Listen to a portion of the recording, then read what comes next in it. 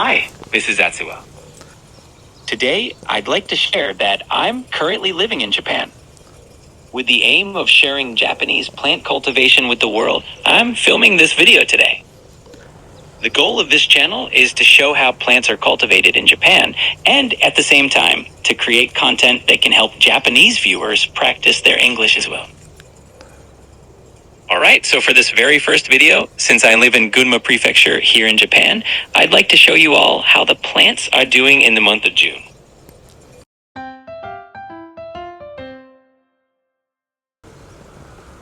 Alright, so the first thing I'd like you to take a look at is this fig tree. I'm currently growing around 200 to 300 varieties of these figs. So right now it's June here in Japan, and today the temperature has risen above 35 degrees. Because of that heat, there are some fig trees that look a bit wilted like this, even though I watered them this morning. Alright, now I'd also like to show you how much some of the other fig trees have grown.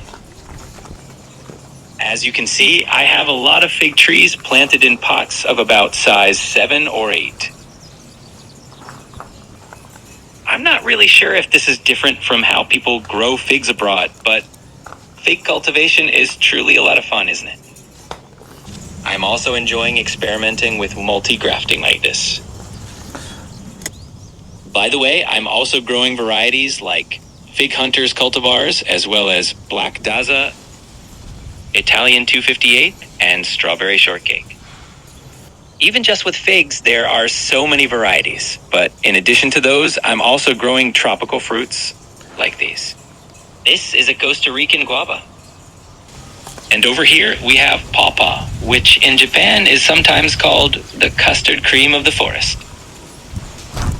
There's so many like this, but let me also show you inside the greenhouse. This is actually the first video I'm posting on this channel, and part of my goal is to connect with people from around the world and exchange various kinds of information. Alright, so just like this, before we head into the greenhouse, here we have some finger limes. These are variegated finger limes, and they're producing such beautiful fruit, aren't they? And over here, we also have some white sapote. The white and green are beautifully divided right down the middle.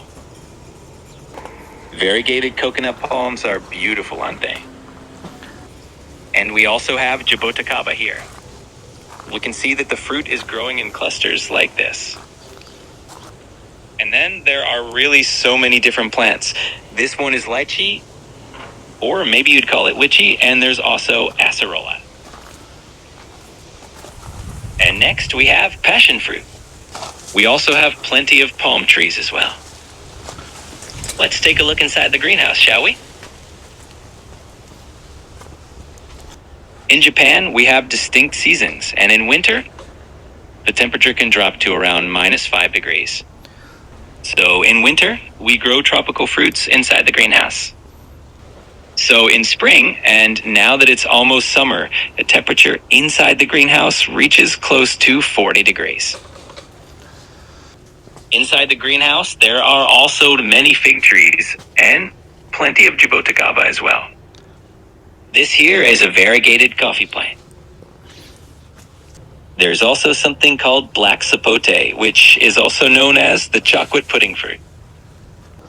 And this is quite rare, a variegated curry leaf. And also, as you can see, there's a variegated pachira like this. It's beautiful, isn't it? So with the pachira, what we do is we take a variegated scion through grafting and then graft it onto a 1-year-old seedling pachira to propagate it. And then there's the variegated alocasia as well. I really love variegated plants, and I've gathered many rare species that can be found in Japan. And how about this one? This is called pitangatsuba, which is also a tropical fruit. There are so many of them inside the greenhouse like this, and this one is also a white sapote. And in this way, I'm also growing various varieties of jaboticaba. This technique is called approach grafting. Or rather, yes, it's known as approach grafting. I wonder if camu camu is abundantly harvested overseas.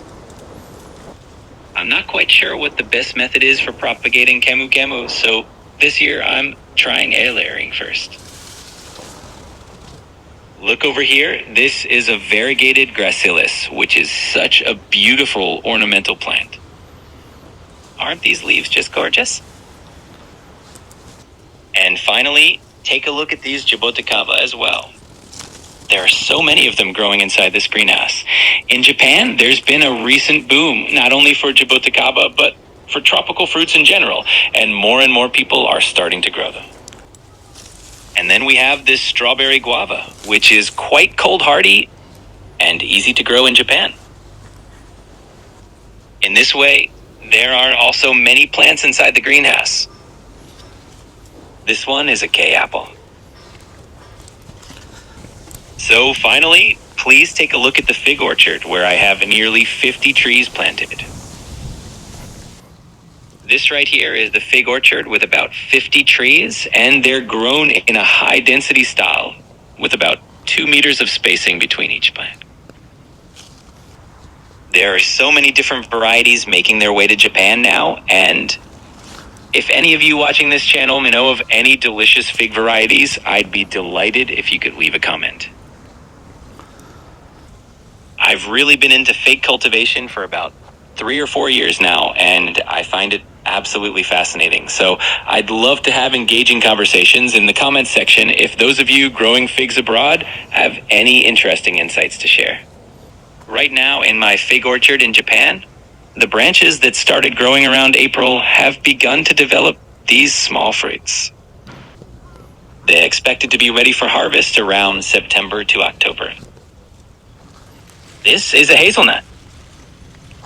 So today I've shown you just a small portion of my plants. The purpose of running this channel is to expand a community between Japan and overseas. I truly want to enjoy gardening with people all around the world, so I would be so happy if you could share plenty of gardening tips and information with me. I apologize that this video isn't quite as polished and organized as I'd like, but from the next video onward, I hope to improve the quality and create a channel we can all enjoy together. So if you're interested and curious about cultivation in Japan, I'd be so grateful if you'd support the channel by subscribing and hitting the like button. I'd also like to learn English through this channel. Alright then, I'll see you in the next video, or feel free to leave a comment on my social media as well. Until next time. Goodbye.